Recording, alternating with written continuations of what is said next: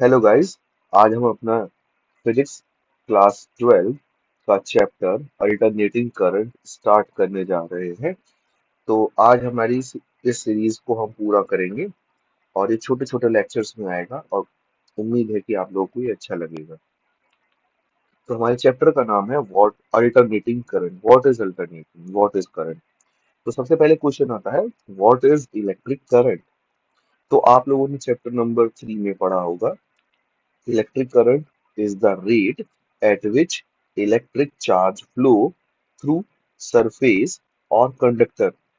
और हम ये भी कह सकते हैं it is typically carried by electrons in metals or iron in electrolyte और plasma।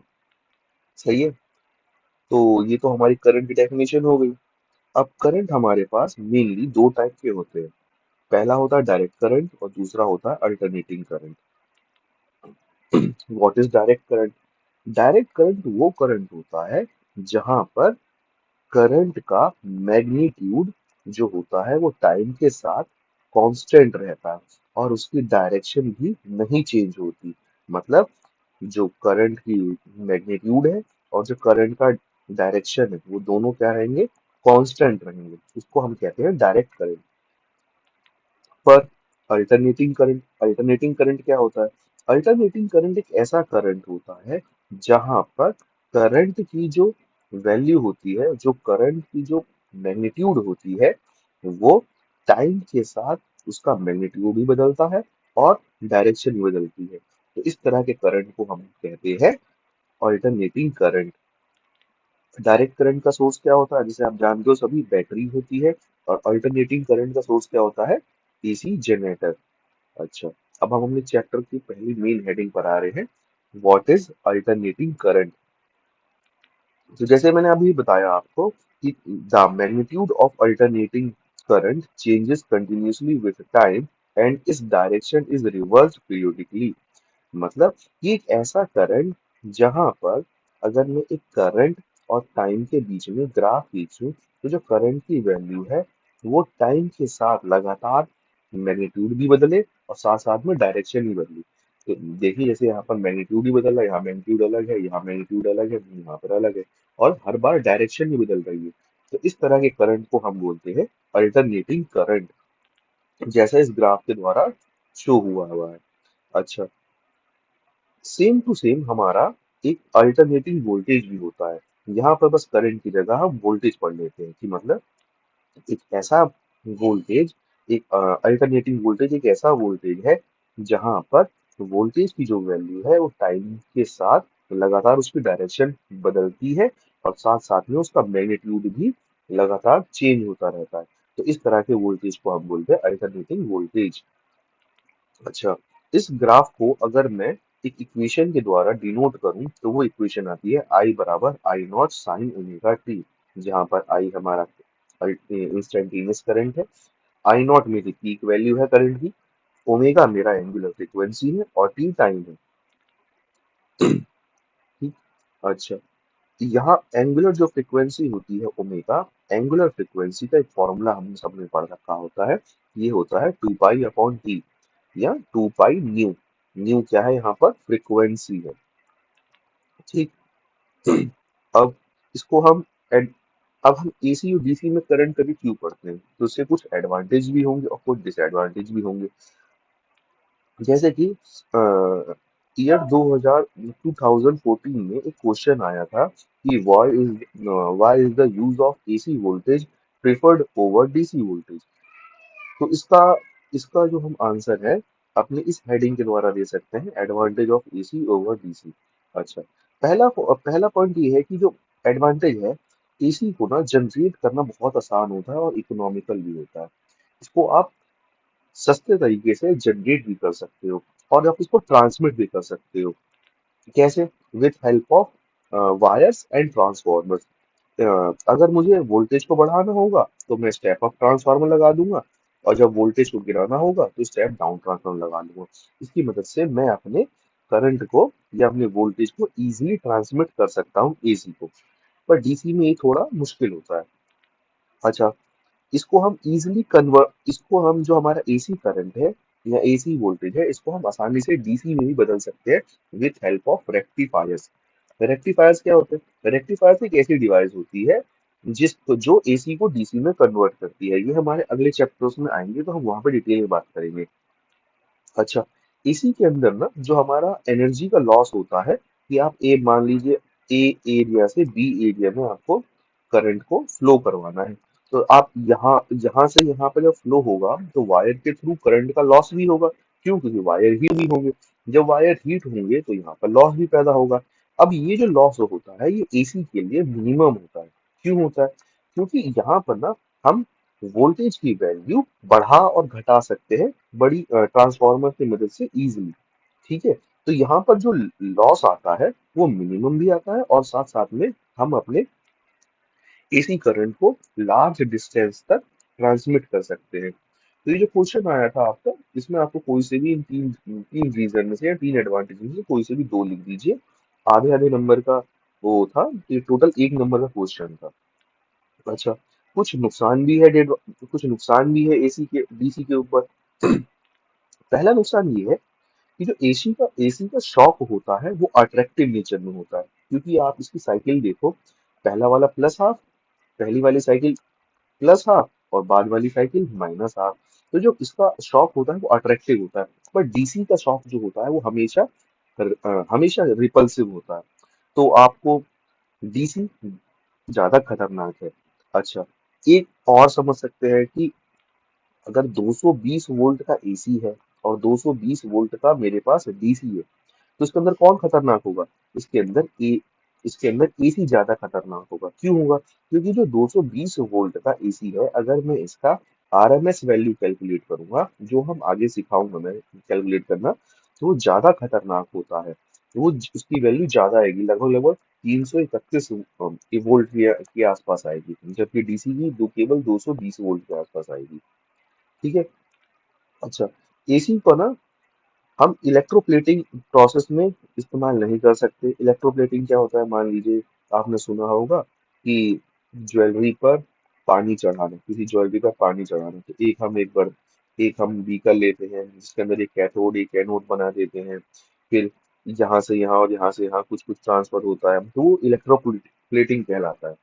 तो इलेक्ट्रोप्लेटिंग प्रोसेस में हम एसी का इस्तेमाल नहीं कर सकते। क्यों नहीं कर सकते? क्योंकि जो एसी की जो आप ग्राफ देख रहे हैं, पहले साइकिल में अगर ये डायरेक्शन अलग आ रही है फ्लो होने की, तो अगली हाफ साइकिल के अंदर जो डायरेक्शन होगी वो तुरंत पलट जाएगी। तो इसीलिए हम एसी का इस्तेमाल नहीं कर सकते, पर डीसी का इस्तेमाल कर सकते हैं। क्योंकि डीसी के पास क्या होती है? कांस्टेंट पोलैरिटी होती है, जिसकी वजह से हम इलेक्ट्रोप्लेटिंग मेथड में डीसी का इस्तेमाल करते हैं। अच्छा, अब अगली हेडिंग है हमारे पास अल्टरनेटिंग करंट। अल्टरनेटिंग करंट में हमें यहाँ पर मेनली तीन चीजें पढ़नी है। पहला है इंस्टेंटेनियस करंट, दूसरा है एवरेज करंट या मीन करंट, इसका एक और नाम है मीन करंट, और तीसरा है हमें आरएमएस वैल्यू ऑफ करंट, यानी कि root mean square value of current. तो सबसे पहले हम आते हैं अपने इंस्टेंटेनियस करंट पर। इंस्टेंटेनियस करंट क्या होता है? देखिए, नाम में ही है इंस्टेंटेनियस, यानी किसी इंस्टेंट पर करंट की क्या वैल्यू थी, उसी को मैं कह देता हूँ इंस्टेंटेनियस करंट, यानी it is the current at any particular instant. जैसे कि हमारा ग्राफ अभी हमने देखा था कि किसी मान लीजिए कि मैं कह रहा हूँ टी बराबर इस सेकंड पर, टी बराबर इस सेकंड पर करंट की क्या वैल्यू है? करंट की वैल्यू ये है। सही है ना? टी बराबर अगली नेक्स्ट सेकंड पर टी की करंट की क्या वैल्यू है? वो ये है। अगले सेकंड पर क्या है? वो ये है। अगले सेकंड पर क्या है? ये है। तो किसी पर्टिकुलर इंस्टेंट पर करंट की जो वैल्यू होती है वो कहलाती है इंस्टेंटेनियस करंट। और इंस्टेंटेनियस करंट का फॉर्मूला क्या होता है? I equal to I not sine omega t, जिसको हम पहले भी डिस्कस कर चुके हैं। अच्छा, अच्छा, ये ग्राफ आता कैसे? अगर आप यहाँ पर ये ओमेगा टी को हम कहते हैं एंगल। ओमेगा टी क्या है? एंगल है, जिसको आप फेज भी कहोगे आप आगे। तो अगर ओमेगा टी की वैल्यू जीरो है तो साइन जीरो कितना होता है? जीरो। तो ये ग्राफ यहाँ से शुरू होगा। ओमेगा टी की वैल्यू अगर मैं 90 रख दूं, पाई बाई टू रख दूं, तो साइन 90 की वैल्यू क्या होती है? वन होती है। तो इसकी वैल्यू वन, और ये आई नॉट कितना आ जाएगा? आई नॉट आ जाएगा, यानी कि ये वैल्यू यहाँ पर आएगी पाई बाई टू पर। अगला क्या है? अगला मैं अगर इसके अंदर पाई रख दूं, तो पाई पर वैल्यू क्या होती है, साइन 180 की वैल्यू 1 होती है, तो यहाँ पर आएगा। यानी कि ये क्या आ जाएगा, सॉरी, 180 पर वैल्यू क्या होती है, 180 पर जीरो होती है। 180 पर जीरो होती है तो आई नॉट इंटू जीरो क्या आ जाएगा, जीरो आ जाएगा, तो ग्राफ यहाँ पर आ जाएगा। इसी तरह इस ग्राफ में इसके बाद 3 पाई बाई 2 और फिर 2 पाई बाई 2 रखेंगे, तो ये ग्राफ यहाँ पे ऐसे ग्राफ ड्रॉ होता है। इसीलिए हम हमेशा अल्टरनेटिंग करंट ग्राफ लगभग लगभग ऐसा आता है। यहाँ पर ओमेगा टी के डिफरेंट वैल्यू पर हमने ग्राफ को ड्रॉ कर रखा है। अच्छा, अगली हेडिंग है हमारी एवरेज करंट। एवरेज क्या होता है, एवरेज होता है किसी एक फिक्स टाइम इंटरवल के अंदर करंट की क्या वैल्यू चेंज हो रही है। सही है, तो उसको मैं कह देता हूँ एवरेज करंट, यानी कि it is the current in a definite time interval. सही है, तो वो जो मीन वैल्यू आएगी करंट की, उसी करंट की मीन वैल्यू को हम बोलते हैं एवरेज करंट। अब हमें दो तरह के करंट पढ़ने हैं, मतलब फॉर्मूले पढ़ने हैं, डेरिवेशन से छोटे छोटे से, कि मीन करंट निकालना है फुल साइकिल के लिए, यानी कि यहां से लेके जीरो से लेके पाई और पाई से लेके 2 पाई, तो ये हो गए कंप्लीट साइकिल। इस कंप्लीट साइकिल के लिए मीन करंट की वैल्यू क्या होती है। और दूसरा होता है हाफ साइकिल, यानी कि जीरो से लेकर पाई तक आओ, या आप पाई से लेकर 2 पाई तक जाओ। तो ये अलग अलग हाफ साइकिल में करंट की वैल्यू क्या होती है, इनके हमें डेरिवेशन छोटे छोटे प्रूव करने हैं। तो चलो पढ़ना शुरू करते हैं।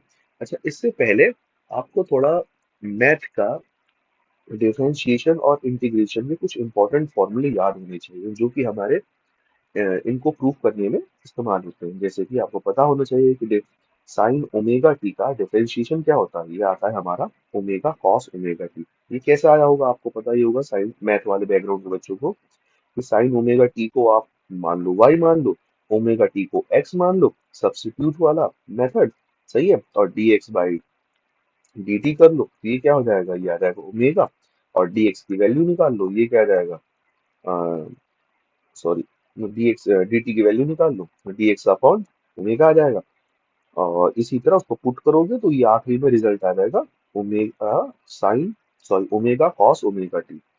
इसी तरह अगला फॉर्मूला हमारे यूज का जो होगा, वो D by D T cos omega T का जो डिफरेंशिएशन होगा वो माइनस का ओमेगा साइन ओमेगा टी आता है।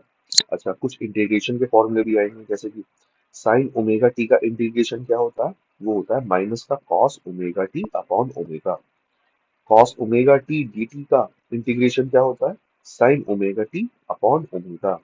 अच्छा, अगर मैं टाइम इंटरवल लगा दूं साइन 2 ओमेगा टी का, जीरो से लेकर टी तक का, तो ये क्या हो जाएगा, साइन ओमेगा इसका होता है जीरो आता है। ठीक है, और कॉस 2 ओमेगा टी का इंटीग्रेशन क्या होता है, जीरो से टी टाइम इंटरवल में जीरो आता है। साइन स्क्वायर ओमेगा टी किसके इक्वल टू आता है, 1 - cos 2 ओमेगा टी अपॉन 2 के इक्विवेलेंट आता है। ठीक है भाई, चलो आगे बढ़ते हैं। अब हम अपने सिलेबस पर आते हैं कि एवरेज और मीन करंट फुल साइकिल पे कैसे निकालते हैं। अच्छा, मानो मेरे पास जो हमने अभी करंट ड्रॉ करा था, उसमें क्या था, ये तो था ग्राफ, यहाँ पर जीरो, ये था आई, और यहाँ पर टी था, ये जीरो था, यहाँ पर पाई था, यहाँ 2 पाई था। तो मैं कंप्लीट साइकिल निकाल रहा हूँ जीरो से लेकर पाई तक। और ये पीक वैल्यू पाई बाई 2 पर आई थी, और अगली पीक वैल्यू 3 पाई बाई 2 पर आई थी। और ये पीक कितना था, आई नॉट, और ये निगेटिव पीक कितना जा रहा था, ये जा रहा था माइनस का आई नॉट। अच्छा, अब हम कंप्लीट साइकिल की बात कर रहे हैं, यानी कि जीरो से लेके 2 पाई तक के लिए। अच्छा, इंस्टेंटेनियस करंट का फॉर्मूला क्या होता है, इंस्टेंटेनियस करंट का फॉर्मूला होता है, हम जानते हैं कि आई बराबर आई नॉट साइन ओमेगा टी होता है। अच्छा, बाय डेफिनेशन ऑफ करंट क्या होता है कि ओमेगा, सॉरी आई बराबर क्या होता है, आई इक्वल टू होता है D Q by D T. Rate of charge, rate of flow of charge क्या कहलाता है, हमारा करंट कहलाता है। तो क्रॉस मल्टीप्लाई कर दी हमने, I D T equal to D Q. अब मैं बोथ साइड को इंटीग्रेट जब करूंगा, तो डी क्यू को इंटीग्रेट करोगे तो आपके पास क्यू आएगा, और आई की वैल्यू यहाँ पर रख देंगे हम, तो आई नॉट साइन ओमेगा टी। और फुल साइकिल की बात कर रहे हैं तो जीरो से लेके 2 पाई बोलो, या टाइम इंटरवल जीरो से लेके टी तक आपने इसको इंटीग्रेट कर दिया। तो जब आपने इसको इंटीग्रेट करा, तो आई नॉट कांस्टेंट का बाहर निकाल लिया, इंटीग्रेशन ऑफ जीरो से T sign omega T. Sign omega T का भी मैंने बताया था फॉर्मूला क्या आता है, इसका फॉर्मूला हमने अभी चेक किया था, ये रहा, D by D T sine, sorry, integration of, अरे इसका मैं करके दिखा देता हूँ आपको। ये रहा, sine omega, integration of sine omega T D T का क्या होगा, minus cos omega T upon omega. चलो, तो इसका इंटीग्रेशन क्या आएगा, इसका इंटीग्रेशन आता है minus cos omega T upon omega, फिर टाइम इंटरवल 0 से t रख दिया। अब इसके अंदर अपर लिमिट रखेंगे, फिर लोअर लिमिट रखेंगे और माइनस लगा देंगे, माइनस को मैंने बाहर निकाल लिया, तो फॉर्मूला क्या बना, आई नॉट अपॉन ओमेगा, और लिमिट रखनी है कॉस ओमेगा टी में 0 to t। तो एक बार अपर लिमिट रखी और फिर एक बार माइनस साइन लगाकर लोअर लिमिट रखी, तो कॉस ओमेगा टी, ओमेगा की वैल्यू क्या होती है, ओमेगा हम जानते हैं कि 2 पाई बाई टी होता है, तो ओमेगा की वैल्यू रखी 2/t, 2 pi by T, T से टी कट गया तो 2 पाई बचा, और यहाँ पर एक बार टी की वैल्यू 0 रखी, तो जैसे कि ये माइनस का I not omega cos omega t minus cos 0।